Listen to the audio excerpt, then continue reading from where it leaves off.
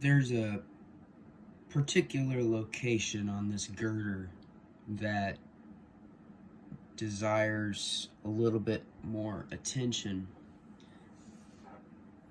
and it's where this cross member meets this side and this side, and you can see here that it's joined with a white pin here and a white pin here, except that that's an axle. They're actually both axle pins, and they are this part right here. So this is a single pin double axle piece, and there's a very specific reason why I used them here, and then everywhere else I used the 3-length joiner pin with friction. Everywhere else this works. If I take this cross member out, which I'll demonstrate here,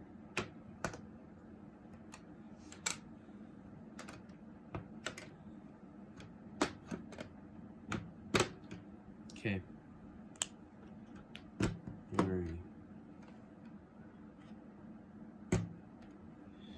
Alright. So if we take these parts out here, if I were to join this, first of all, taking it completely out, it flexes a lot. And that's bad. It's just gonna hold a lot of weight. It there's a lot of weight to it by itself, and so I need this thing to be as rigid as possible. And so in order to mitigate that, or mitigate the flex here, I had to have a cross member somewhere around here, and I used CAD software, that's CADD, computer-aided design and drafting software, to with triangle solvers to determine where the best location is for these.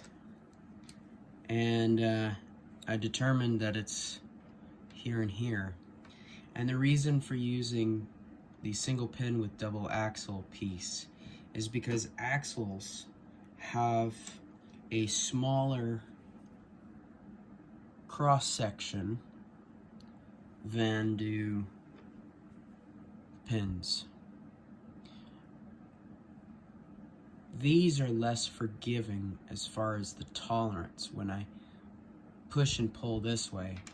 Whereas here, if you've ever noticed sliding a pin into a Technic hole, it locks pretty well on there. But if I slide the axle in there, there's a little bit of wiggle. You can see that here. So here I'm using that to my advantage, and it turns out that this is not a perfect connection. It is not aligned from this hole to this hole, center 6 studs, but it is only off. Notice that it has a little bit of wiggle here. It's only off by about 5/8 of a millimeter in linear distance. And so by using the looser tolerance of the axle pins, I have created a means of joining these pieces together that is forgiving enough that it doesn't stress any parts, and thus is close enough to a legal connection, i.e. not stressing the parts beyond what they're meant to handle. But it also is rigid enough that now if I come in to flex it,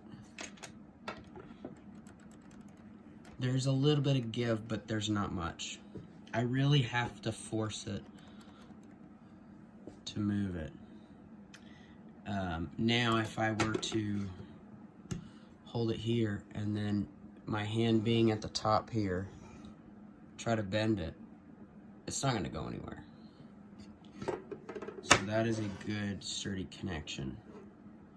So this is another way that we can utilize the parts of the Lego system in system and get the best results. We're taking advantage of the properties of the individual pieces.